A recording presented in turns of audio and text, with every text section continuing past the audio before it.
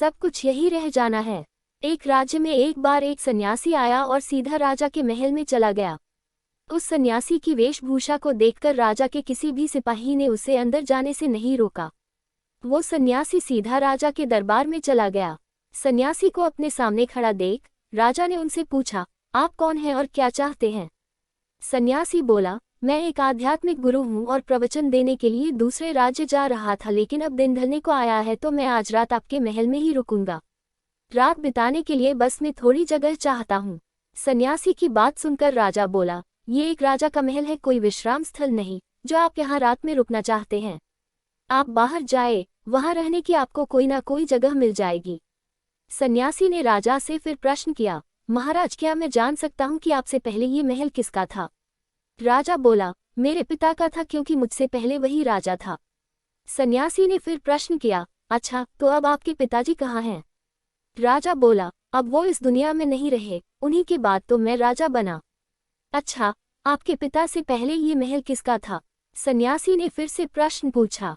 राजा को अब गुस्सा आने लगा, लेकिन फिर भी उसने शांत होकर जवाब दिया, मेरे पिता से पहले ये महल मेरे दादाजी का था और अब वो भी इस दुनिया में नहीं है। अब सन्यासी बोला, ये जगह जो ना कल तुम्हारी थी और ना ही तुम्हारे जाने के बाद ये किसी और की होगी। इस संसार में लोग कुछ ही समय रह पाते हैं और फिर चले जाते हैं। जहां हम अपना समय बिताते हैं वही हमारा विश्राम स्थल है। ना तुम इसे अपने साथ लेकर जा पाओगे, ना ही कोई और।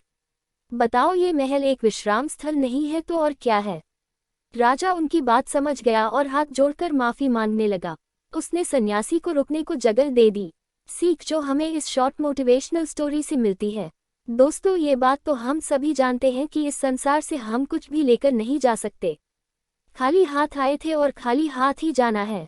जब तक इस संसार आप हैं तो मैं या मेरा, इस चक्कर में ना पड़ें। जिंदगी में धन, लोभ, लालच के पीछे ना भागें। भागना है तो खुशियों के पीछे भागें। जिंदगी का मजा बहुत पैसों में या फिर बड़ी गाड़ी में नहीं है, जिंदगी का मजा है खुश रहने में। खुश रहो, क्योंकि दूसरे के पास चाहे बहुत पैसा है लेकिन इस दुनिया से वो जाएगा खाली हाथ ही और उसके धन का भोग कोई और करेगा। और अगर पैसा होकर भी आप जीवन दुखों से भरा है तो आपकी जिंदगी अपने आप में ही बेकार है। याद रखना और इस पर गहराई से सोचना। आलीशान जिंदगी से बेहतर है एक खुशहाल जिंदगी। अगर आपको हमारी स्टोरी अच्छी लगी हो तो अपने दोस्तों के साथ भी शेयर कीजिए और कमेंट में ज़रूर बताइए कि कैसी लगी हमारी स्टोरी।